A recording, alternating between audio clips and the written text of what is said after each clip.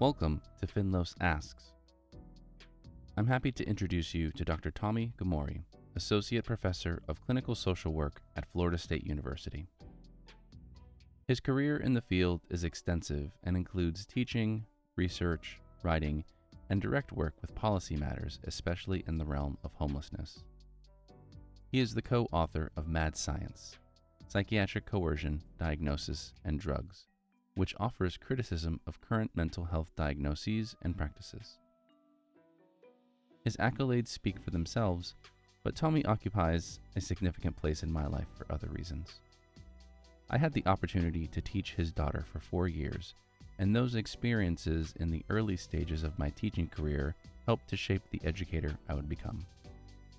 In addition to this, Dr. Gomory was also one of the most influential professors during Eva's time at the College of Social Work, as was his wife Fran, coincidentally while I was teaching their daughter. Because of these intersections, our families became friends, and remain so still. In this episode, Tomi discusses the impact of the Holocaust on his immigrant family, the importance of a critical approach to authority and education, and finding the through line to his life.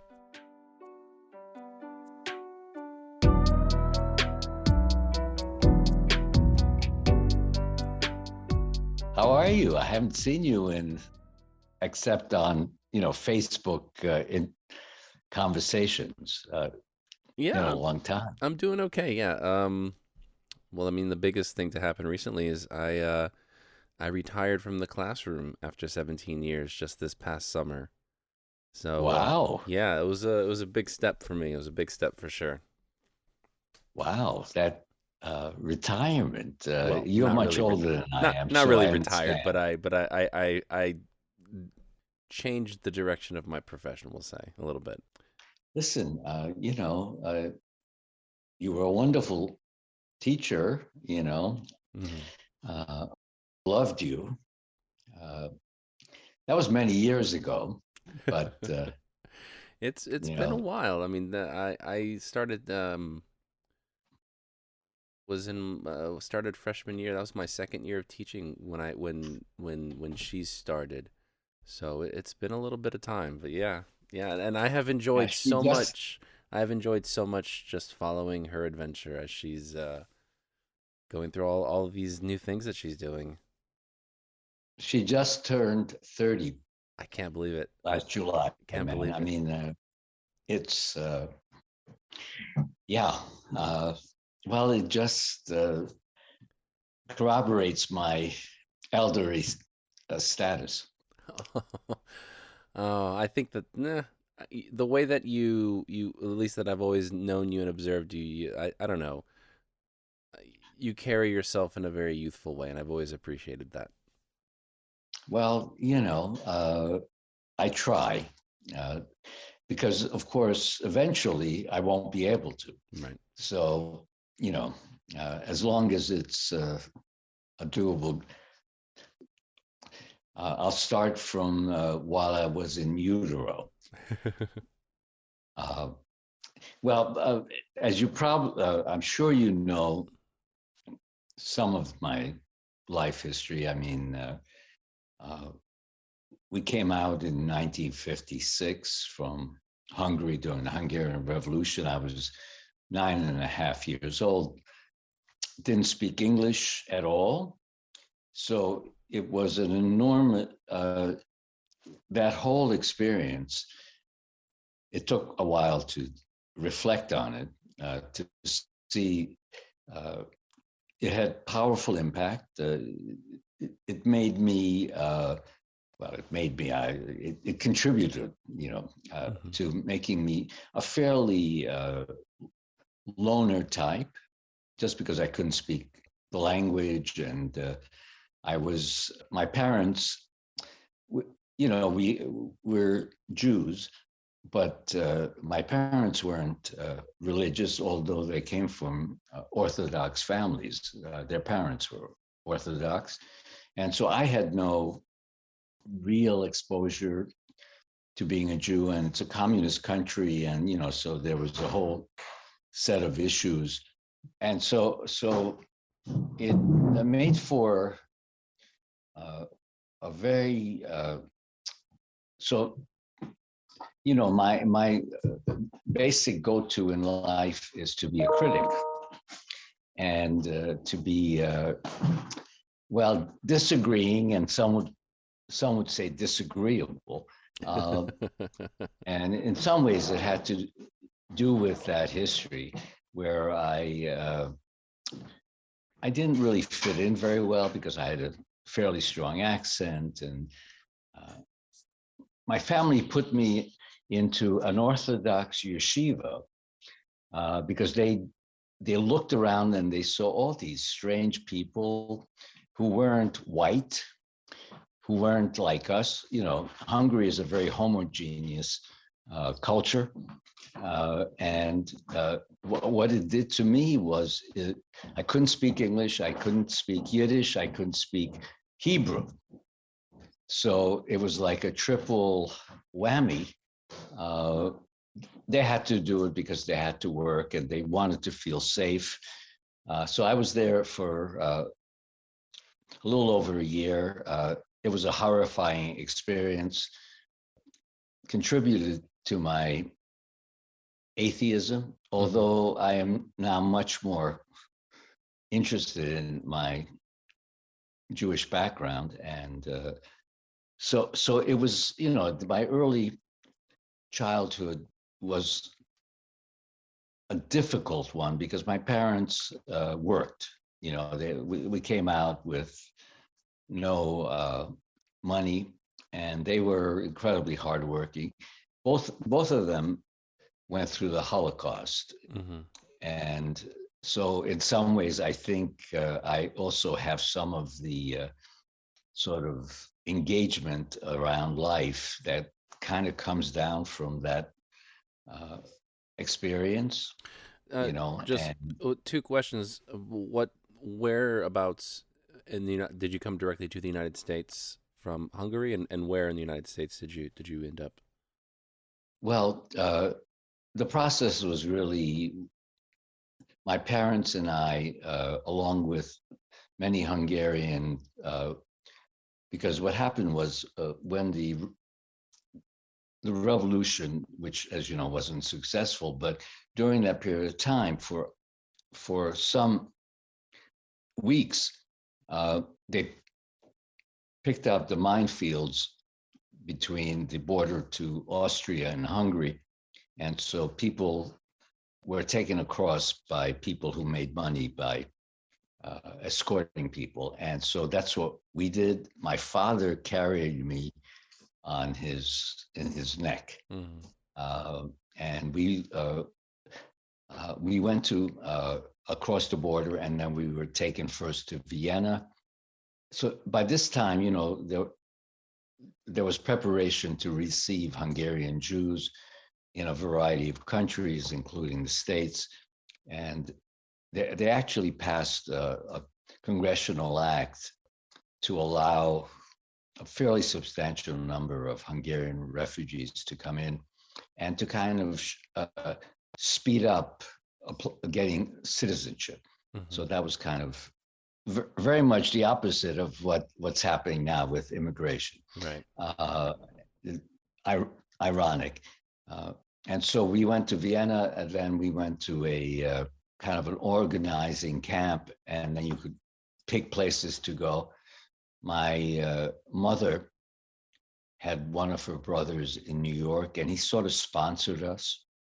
And so we wound up flying to Camp Kilmer, which is in New Jersey, which was the place that was sort of the dispersing camp for various places in the United States. And so we came there, and then we wound up in Brooklyn.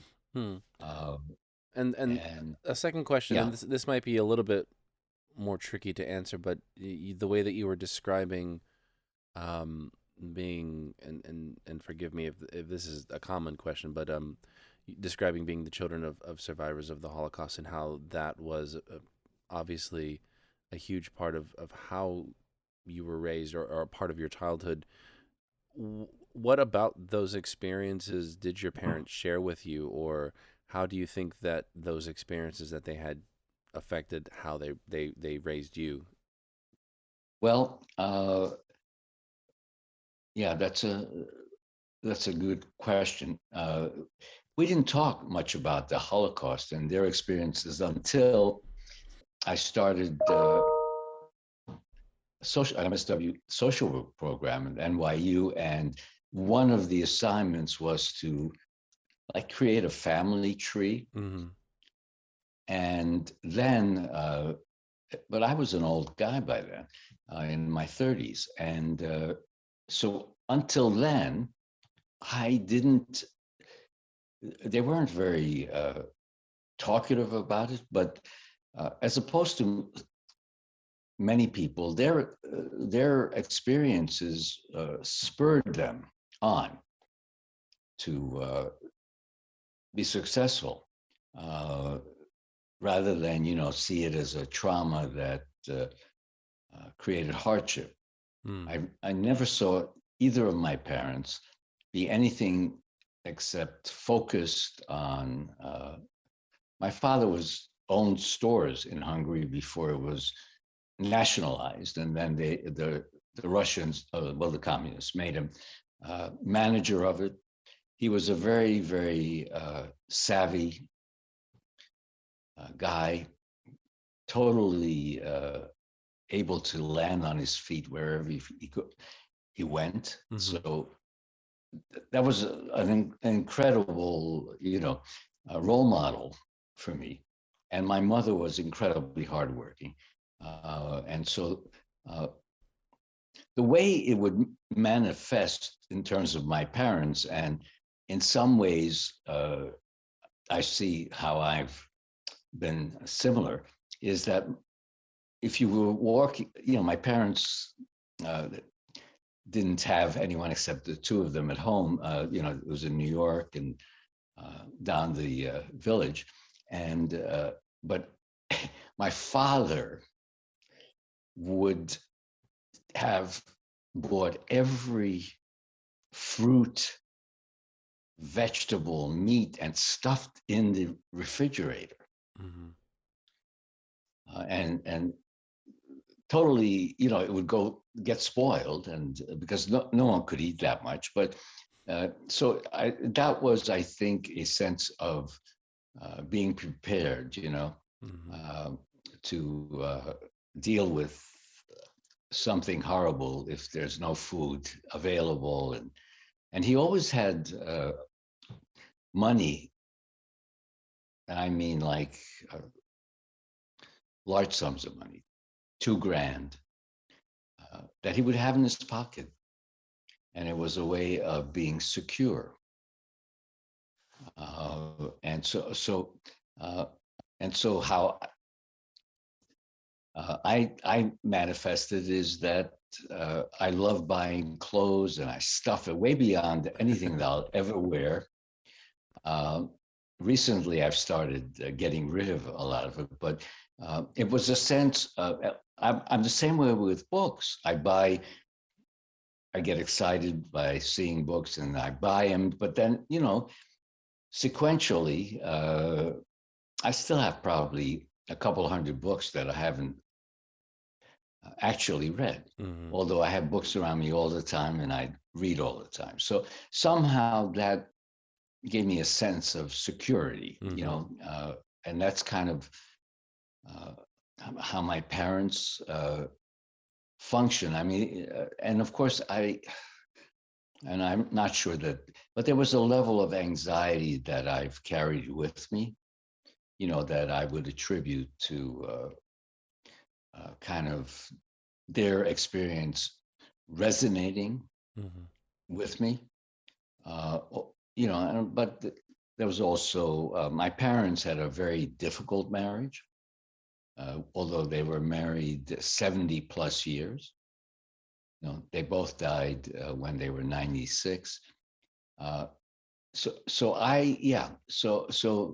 a lot of my anxiety probably came from having really lousy uh, role models for male female relationships. So it was disturbing. And I am a fairly sensitive person, and I was very sensitive when I was young. I would cry easily. And so, the transition and all of this stuff. So I'm not sure I can tease out, what is the Holocaust piece. Sure. There's a lot. Uh, There's a lot of obviously unpacking that you've done throughout your life, just looking back on those experiences and kind of tying some of those patterns and behaviors. And I wonder, you when you began, you described yourself as being critical, uh, as a way of life, and maybe questioning, I think, is another word that you use. And the way that you describe your parents, some adjectives I might think would be practical or prepared, which makes sense given those experiences, that when things happen and you need to move quickly, it's good to be prepared. well, it's for them, it was survival. Mm-hmm. And some people who went through the Holocaust came out of it very, very victimized, feeling terribly beaten down. And my father and mother, not once was that an issue that I saw in how they lived their lives. They were, oh, so my father was, the best way to describe both of them are survivors, so Mm-hmm. that they would land on their feet, they would do whatever it's necessary. There wasn't like, oh my God, woe is me, and all of that. And so I didn't think about this for a long time till I really was trying to understand, how things were going for me, and uh, it. So that shaped, and so critical. Uh, the the other side of it is distrusting. Not feeling comfortable by what you're being told for perhaps other reasons than being sort of critical. I mean, that part of me, only developed as I kind of focused on school, and then I began to read and got familiar with some of the uh, critical thinkers, Karl Popper, and those sorts of people. But I think I was distrustful. I didn't, and so it made me, maybe the word suspicious. Anything. How do you keep that from becoming cynical? Because I would never call you a cynical person, and it's so easy to become so when we see the things that are going on and these patterns in history that are repeating. How do you avoid cynicism while still remaining critical? Because it's you have to. Well, so I'm going to be 75 in November. So I'm an old guy. Uh, and so I've seen a lot of stuff that was pretty awful. The 60s and 70s in America were incredibly violent. Uh, the whole Vietnam War, and the student and the uh, riots in the inner cities. I mean, those. I mean, we haven't had really anything like that. In I mean, there are certain things that are uh, frightening about today, but the idea of violence. I mean, it was far more violent then, in terms of how we were trying to deal with disagreements. Well, so I'm always optimistic. I've lived through a lot. I'm the generation of sex, drugs, and rock and roll. So I had a very interesting life that I can't ever talk about with my current students, who are completely, these ideas that were happening back then, and experiences they could not relate to.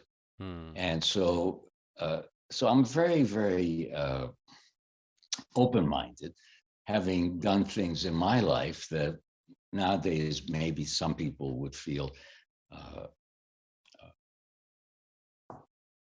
uncomfortable about. But so my attitude is fuck them if they can't take a joke. Uh, in other words, you never know another person's experiences and the complexity of why you do the things you do. So my go-to is always to try to understand what seems to be clear to everybody, like, that's an asshole, that's a criminal, that's a right-winger, that's a extreme left-winger. I always remember these are human beings. There are many things going on in people's lives, and you can't kind of categorize them simply by whatever seems to be the dramatic aspects of people's lives. So I'm if you make mistakes in life, then you are kinder to be, or you're willing to cop to your mistakes. That's the most important thing. I've had to make changes in my life that were, I didn't do things sometimes very well, and so I learned to listen. It took a while. You listen to criticism. And what's wonderful is if you do and actually act on it, you have better interpersonal relationships with people. You come across in a different way.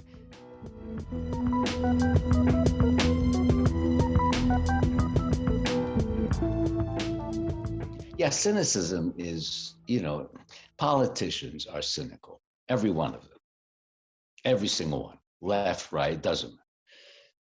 And so I'm condemning of politicians because I just find them appallingly self-centered and power hungry. And, incidentally, they may do something nice for people. Even the nicest politicians, you have to think about why they're doing what they're doing. It's always a transaction. And are they becoming, I'm sorry? It's always a transaction. And are they richer when they get out of office, or are they poorer? Mm-hmm. Even a really thoughtful cat like Obama came out being a millionaire, for sure, multimillionaire, as a result. So, maybe I would do the same things. I mean, money is lovely, but so I'm not really a hero worshiper. We are. Look at the whole thing with this old dead queen, UK, who was in charge of a imperialist power that killed people. Mm-hmm. Even and when she came into power, it was still being this terrible, horrifying power. And so, but now, but it's like the mystique of royalty. I mean, that's enraging. I wrote a piece, my little poems. So I despise that sort of thing. And these are fairly stupid people. They're not particularly bright. They're not particularly gifted. They're just lucky. Right. And so I have, so maybe that's cynicism. I think I'm just kind of seeing things as I think they are. I'm not, I don't give a shit about the monarchy in any personal way, but it's just amazing how, well, we hero worship. Look at America, in love with the monarchy. It's the most, think about it. Right. We fought the revolution to break away, but yet here we are, right. Wall-to-wall coverage. Yeah, we were repressed as a colony. Right. And so, of course, it says something about people. Well, you were a teacher, no history, essentially. So our kids grow up being totally ignorant of, what has happened in America and why, and so that's very sad. And I think you probably agree. As we think about kids, and whether you're talking about your own children or the students that you teach, I mean, what is it that you're trying to convey? Like I view you as an experienced person, tons of practical experience, and obviously you have the technical knowledge of the subject that you're teaching to your students or your children at home.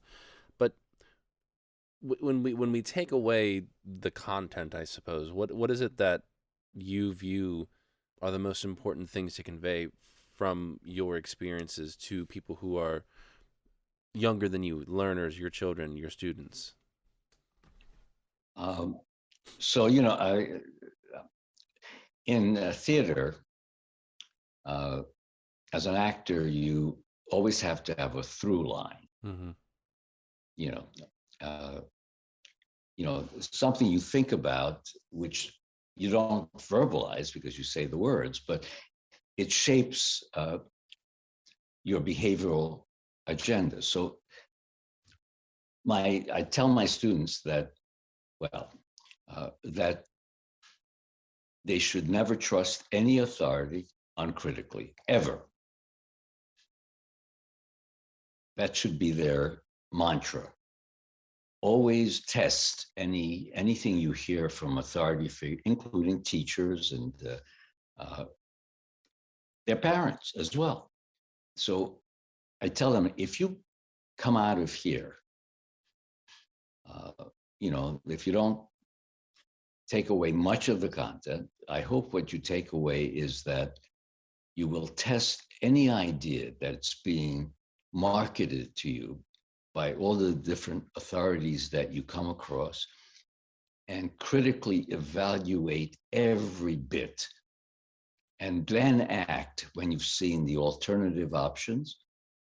But you have to be clear about what the choices are and to be autonomous. I mean, so I'm a philosophical libertarian. I'm not a political libertarian, which is simply that, I believe that you should never coerce. And the most important thing is the human being's individuality. And, so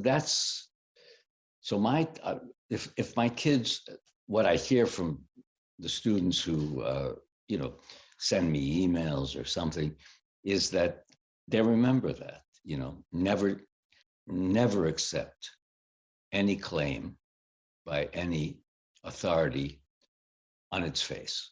Mm. There's no reliable, valid authority. There are only fallible authorities. And so, but we train kids to follow orders. Right. School. I hope you won't find what I'm about to say offensive. Not at all. The principal role of education is social control. Mm-hmm. And incidentally, you may learn something. You may have some thoughtful teachers who really transfer some important information. But the entire thing is based on be a good citizen, follow orders, don't question. The whole idea of, I'll never forget when the kids, you have to raise your hand to go to the bathroom and all this shit. So I asked my students, so what happens if you have to pee? And I say, when you raise your hand, may I leave? I say, no, you can't. What do you do? And of course, I said, well, one answer would be to get adult diapers, but you understand the power of how much of the educational establishment operates is frightening. I hate that sort of the pedagogical authorities are perhaps the worst, because they talk as if they're giving you the truth. And students, unfortunately, don't question easily. So I spent a lot of time creating a critical dynamic.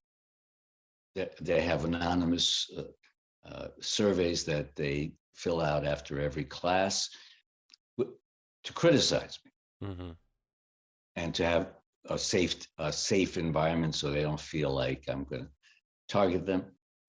And that helps a little bit, with the trust issues, but it's really tough how cautious people are, but of course, what's nice is that over time there seems to be a lot more free flow and they feel safer with me. And we often have really, good critical conversations.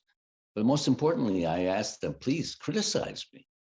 If you disagree with me, I'm not going to fail you. And sometimes I have students from other prior classes, and I ask them, well, why are you here? And so critical thinking, but that's such a, it's like evidence-based practice. It's nonsense. It's jargon. But that's always been my focus, to free my students to think for themselves. How does that carry over with your kids? Do you when you think about raising little ones, how did that philosophy work out? Well, a little bit more reserved lets me have it full force. I've always allowed my kids to say whatever they want. I curse routinely. I do it when I teach and all that. And when the kids were young, they would say, when we were in Berkeley, when I was getting my PhD, I would drive the kids to daycare, and something happened, and I say, "Oh, fuck," and Aniko would turn around, "Pop, that's not nice." And she's evolved to curse as well as me now. Yes. And she's very free with her feedback. She's assertive, is more low key, but I think also, she's not, I think feels, like she has to be obedient. So we, you'd have to ask Fran about her approach. I mean, I guess what I'm maybe more directly what I'm asking is whether you're aware of it or not. When Eva and I were when we had our first daughter, when we were all still pretty tight knit, and we looked to the two of you as role models as far as parenting goes, and something that we always appreciated was how even as children, you treated them as autonomous individual human beings with experiences that are their own and not as property. And I it's such an interesting split from how most kids view themselves, first of all, but how parents view their relationship with their children as being so dictatorial. And I just find that interesting, and how that then plays out as teachers when we're in the classroom, and how it's groomed into that mindset. And so it's just always really been a really helpful thing for us to have seen it with you. So I guess thank you. Eva was a really good student. I always enjoyed our interactions in class, but I tell my students, when you can finally say to your parents, "Fuck you," that's when you're grown up.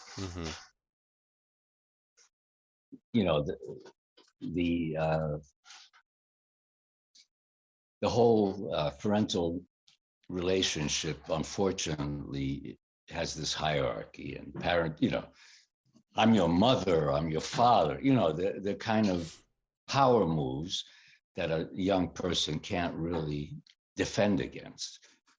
But by the time the kids get to my classes, they're 18, 19, 20. So it's not like they're children, but they're still many of them are very obedient. Mm-hmm.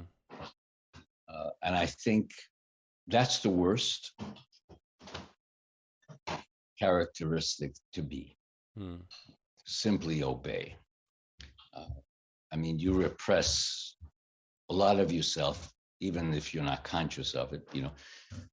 And so that's important. So I really focus on that, and I don't get too much pushback about that per se.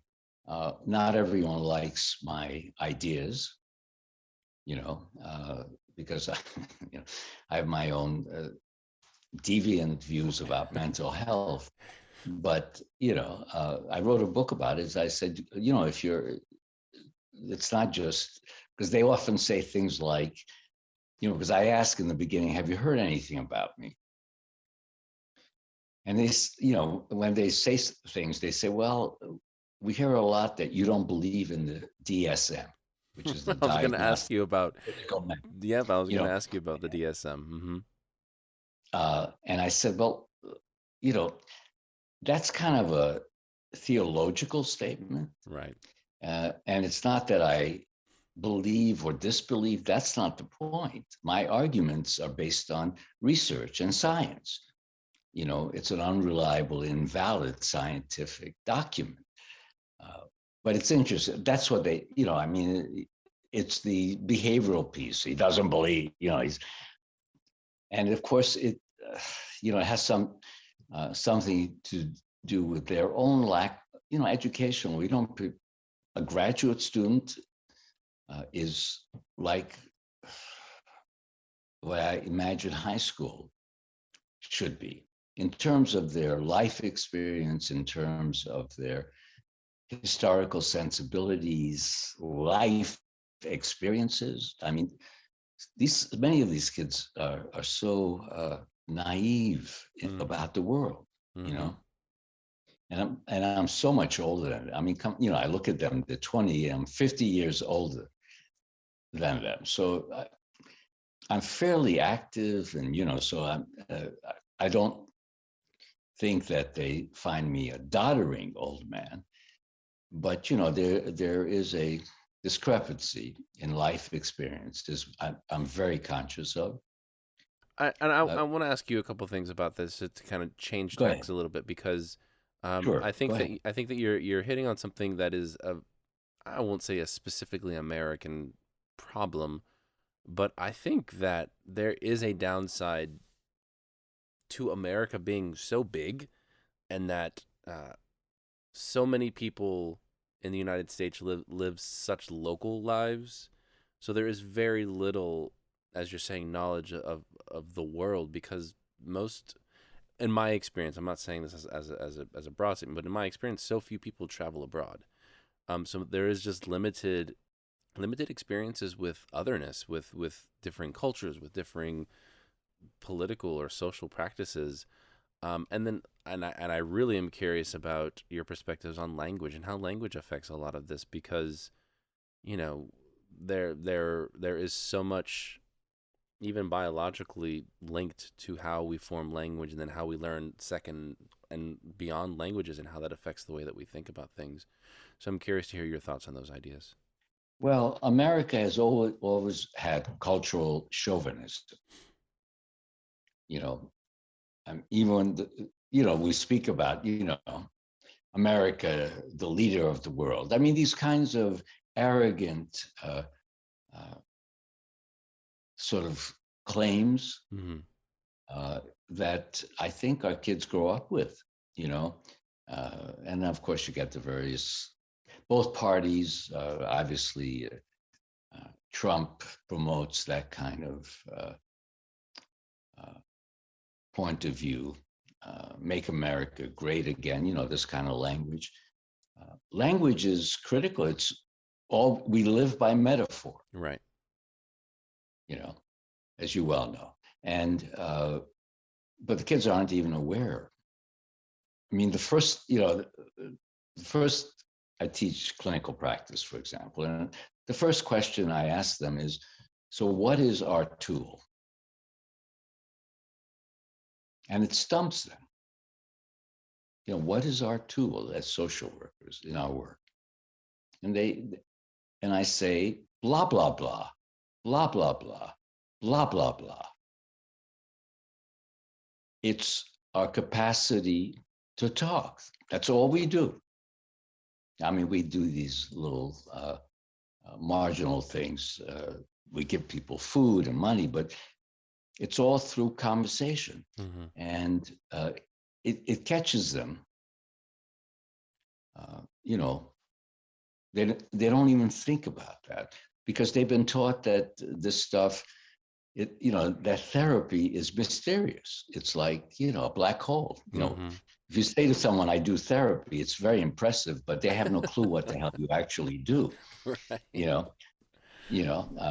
I said, you should say you're an educator if you're going to say anything, because that will be much clearer. You talk with people with some intention to help them learn about themselves so that they can confront issues. So language is essential. And unfortunately, most of the kids don't have very large vocabularies, so they can't describe things subtly, because they don't have the tools. And I said, well, the first thing you ought to do is really work, get a dictionary and start reading. Of course, I said, Google, whatever you want, because without language, persuasive language is really what we do. And you don't know how and what you're doing, because we have model names, cognitive behavioral therapy. This is such horseshit. It's just a certain way of talking with people, an organized, structured set of sentences that go into each of these models. And, but that's what they think, that they have to learn the model rather than to how to connect, therapeutic lines, things like that are far more important. So we have a real problem because the academics like to keep things mystified. Right. Yeah, the irony of teaching the model that actually by default or by definition creates a barrier between the client and the clinician when the idea is to build connection. It's madness. Yes, it is. That's a very, very accurate observation. To create mysteries when it's really simple. There's no mystery how you help people. It's creating a connection where the person feels comfortable, committed, believe that you will help them. Placebo effect, these sorts of things, which seems to be the most research-wise, the most important elements of change. But in school, at my college, many professors teach them about evidence-based practice, but not what it is. They just say, you must use evidence-based practice. They don't take the time because it's really 2/3 of it is subjective, interactive stuff, and 1/3 is using a particular model, but you could use any one of 300 evidence-based models. So, it's not like, the one that will be critical. And it's easy to teach a model, but it's hard to teach a person to be sensitive, as you were describing. It's hard to teach a person to be quiet and to listen and to observe what is happening with the person that you're speaking with, so that way you can actually interact in a meaningful way. Well, it's not education; it's life experience, right? That really speaks to. And I love teaching. As you probably hear, and I love kids. you know, each one of them. Uh, and you have to feel that to be, I think, and you know this, uh, that's the fundamental connection you must have Hmm. to be a good teacher. You have to have that affective piece. They feel it, you know?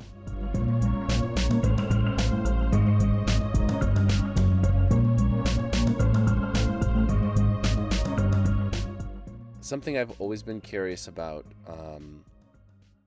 is your interest and your practice in your physical well-being. I mean, you're a cyclist. Were you a runner at one point as well, I believe, or you Yeah, I still ran am? for NY. I had had a scholarship at NYU for I track. what was is there something about those activities? What has what brought you to them, and what do they give you? Do you think beyond your physical well-being, is there something else Yeah. to those things? It kept me alive. It organized me. Uh, the habits you develop are far more important than, I love the activity, but uh, what it did was my parents were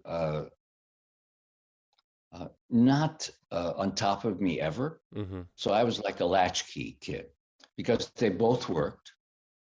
It wasn't that they just said, fuck you. Uh, they had to work. And so I was alone, and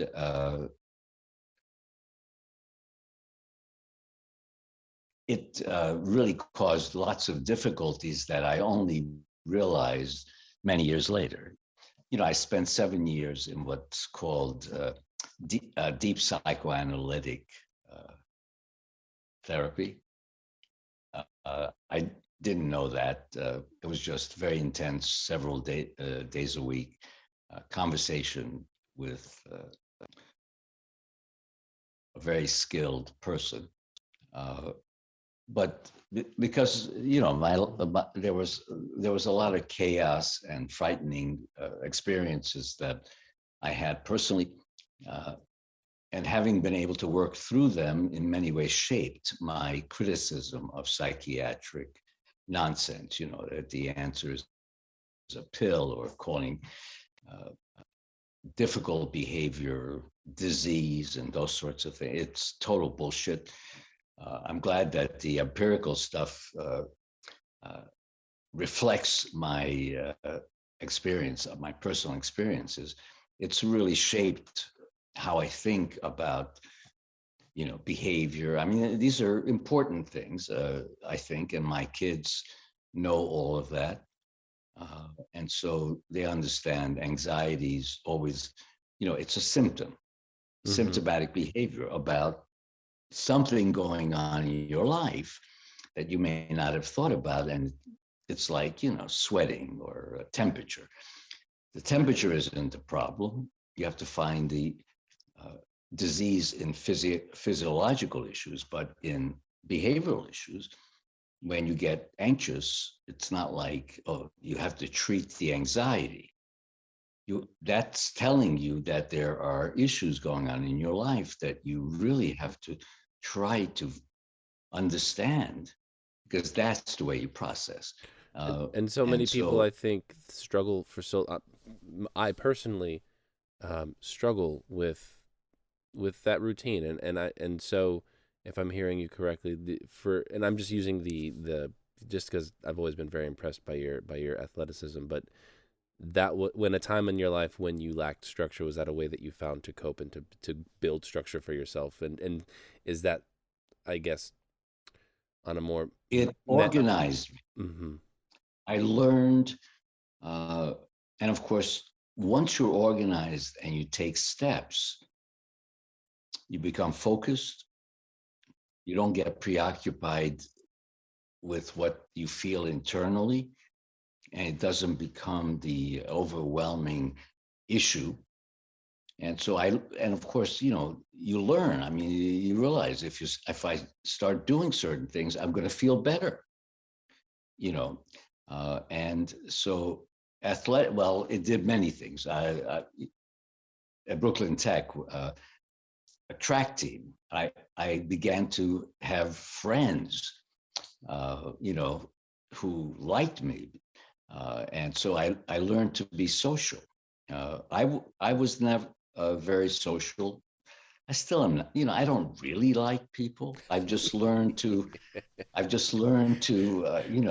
act as if, I mean, maybe I'm saying this humorously now, but it took me a lot of, Fran uh, should get all the credit for me becoming sort of a bearable human being, really, because she had a big family, and I had to learn. I must say, it was all very positive, but these were all alien experiences, and the track team gave me a role. Eventually, in my senior year, I became captain, and those are cool feelings. Leadership in that sense, you lead by example. It's not, that. And so I learned, how to engage people a little bit better. So, and athletics, I've always done something since the age of 13.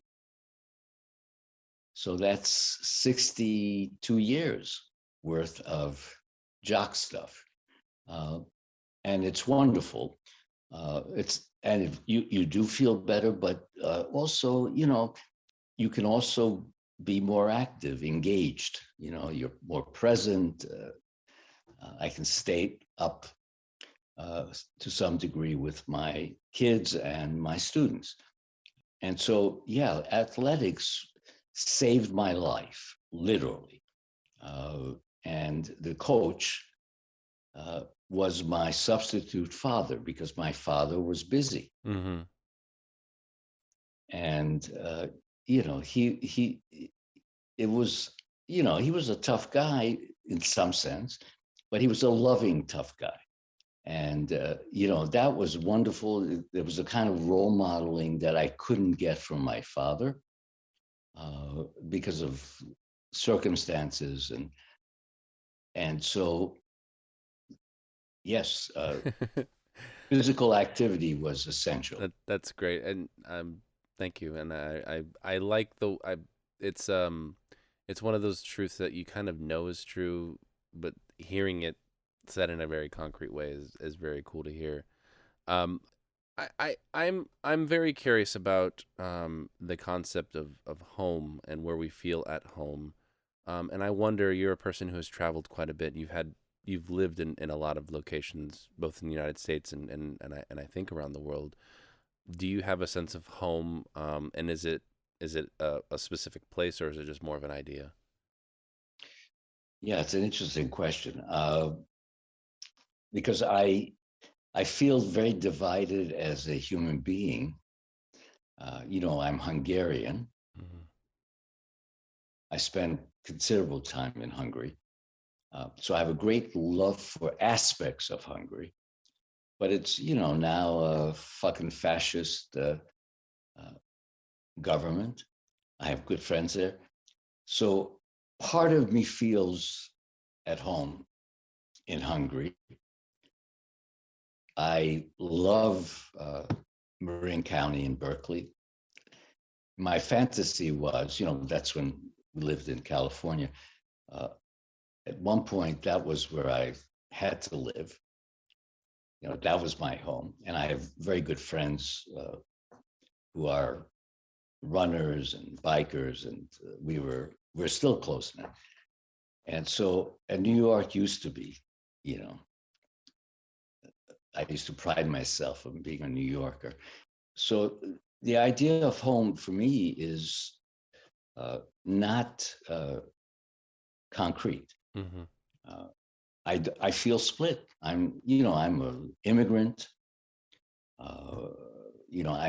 So it's hard. I'm sorry to complicate this, No, but that's the perfect answer. and so I've had to. So what I've done, as a way of coping, I suppose, is that I I am able to be someplace and make it home. Mm. Uh, but if you're asking me, Tallahassee, I must say, at this stage of my life, feels like home. This is where we essentially raised our children. So I have these wonderful emotional things about that experience. Uh, and this has really been my professional home Mm-hmm. for a quarter of a century. Uh, home is such a difficult, I can't, I'm sorry I gave you this kind of, and I want to be in Hungary sometimes. I love the Hungarian language. Uh, I I love parts of Hungary. If the politics were different, I would be spending much more time there, I think. On just a tangent, how, I mean, this is not, there's not really a how. I'm just curious your take on connection with Judaism and with Israel, and how you view that, and how is your relationship with that? Oh, well, you know, uh, the irony is, I mean, this is, it has become a joke. The irony is that I'm an atheist and my son-in-law is studying to be a rabbi. Uh, I mean, there's a lot of humor there. Uh, but truthfully, I have, uh, strong connections to being a Jew. I do a lot of reading about the Holocaust. I'm very, the exploration of my parents' experiences are really profound for me. Mm. Uh, and I've learned, because I've worked with religious people in like homelessness, Mm. that they're better often than social workers. Their faith uh, turns them towards this, and they do a more useful job in many ways. So I've learned a lot, and I still don't believe in, God, that sort of thing, but I certainly believe in the capacity of human beings to be motivated by whatever they are to be really uh, good human beings. And so, in some ways, I think influenced by Judaism gives her structure. Just like athletics gave me structure, and so I'm really pleased. I love my son-in-law. And we have good. He's a deep thinker. I'm always skeptical. God, you believe in God? That what the fuck are you gonna? It's that's a little leap too far for me. Uh, but I have no judgment about it. Living life. You have to have, well, there was a guy named Henry Miller, the writer, Henry Miller, who I used to love a lot. Uh, and he had a little article in one of his books. He said, people have to have life lies in order to live fully. And I never forgotten that. So we create our myths, our, uh, rationale for living. And I respect anyone's way of seeing the world, as long as you're not going to harm me as a result. That's the only proviso. So is I'm delighted, whenever we talk about, and we used to have great conversations of, you know, her point of God and my point of atheism. And so she, I think, gets me in a lovely way. And she knows I respect her way of believing. Uh, and that's the richest part, is when you can have different points of view and love each other, you know, uh, at least for me. My last question, I'm going to cheat a little bit though, because I'm going to take your idea of the actor's through line. If you take a moment to reflect on the line of your life, what is your through line, do you think? Oh God, that's a well. I guess the through line for me is to be always open to new learning. That's what's always driven me. I'm always, when I'm puzzled, that's when I'm most alive. And so that's the through line. And, I mean, how I became I used to be a life insurance salesman. I had retail stores. And so I have really a rich experience, some are very difficult, but that curiosity has always kind of been the through line for me, and it still is. Thanks for joining me for this episode of Finlos Asks. If you have any comments, questions, or other feedback, please feel free to message me on social media, to email me at finloslives@gmail.com, or leave me a voicemail via the SpeakPipe app at finloslives.com. I hope you'll join me again for our next conversation.